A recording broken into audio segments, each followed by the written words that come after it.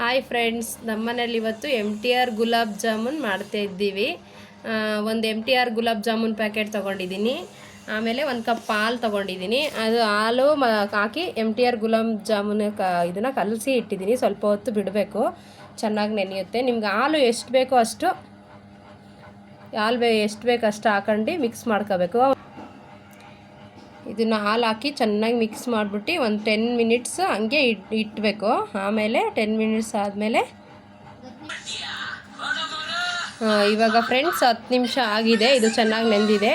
ಇದಕ್ಕೆ ಸ್ವಲ್ಪ ತುಪ್ಪ ತಗೊಂಡಿದ್ದೀನಿ.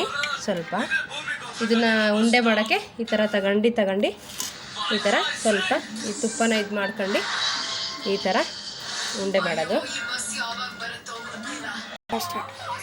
ಫ್ರೆಂಡ್ಸ್, ಇವಾಗ ಎಲ್ಲ ಉಂಡೆಗಳು ರೆಡಿ ಮಾಡಿ ಇಟ್ಕೊಂಡಿದ್ದೀವಿ ತುಂಬ ಕ್ಲೀನಾಗಿ.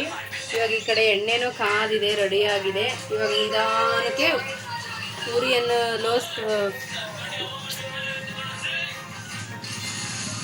ಲೋ ಫ್ಲೇಮಲ್ಲಿ ಇಟ್ಕೋಬೇಕು ಗ್ಯಾಸ್ ಸ್ಟವ್.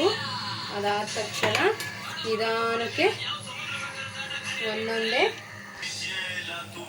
ಇದು ನಿಧಾನಕ್ಕೆ ಲೋ ಫ್ಲೇಮಲ್ಲಿ ಇಟ್ಕೊಂಡು ನಿಧಾನಕ್ಕೆ ಎಲ್ಲ ಒಂಥರ ಬ್ರೌನ್ ಕಲರ್ ಬರೋ ಥರ ಕ್ಲೀನಾಗಿ ಲೋ ಫ್ಲೇಮಲ್ಲೇ ಬೇಯಿಸ್ಕೋಬೇಕು ನೀಟಾಗಿ.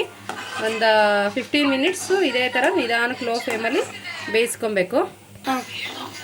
ನೋಡಿ ಫ್ರೆಂಡ್ಸ್, ಇವಾಗ ಎಲ್ಲ ನೀಟಾಗಿ ಬ್ರೌನ್ ಕಲರ್ ಆಗಿದೆ. ಕಡಿಮೆ ಉರಿಲಿ ನೀಟಾಗಿ ಈ ಥರ ಮಾಡ್ಕೊಂಬಿಟ್ಟು ಆಮೇಲೆ ಎಲ್ಲ ತೆಕ್ಕೊಂಬಿಡೋಣ. ಇವಾಗ ಒಂದು ಬೌಲ್ಗೆ ಒಂದು 2 ನಿಮಿಷ ಇಟ್ಕೊಳ್ಳೋಣ.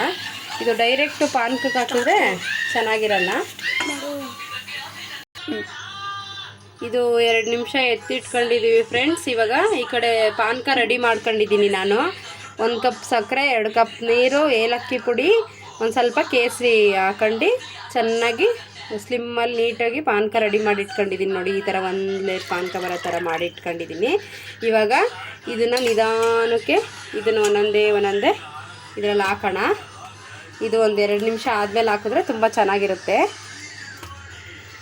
ನಿಧಾನಕ್ಕೆ ಹಾಕಿ ಸ್ವಲ್ಪ ಇವಾಗ 1 ಅವರ್ 2 ಅವರ್ ಹಾಗೆ ಮುಚ್ಚಿಟ್ಬಿಟ್ಟು ಆಮೇಲೆ ತೋರಿಸ್ತೀನಿ ಯಾವ ಥರ ಇರುತ್ತೆ ಅಂತ.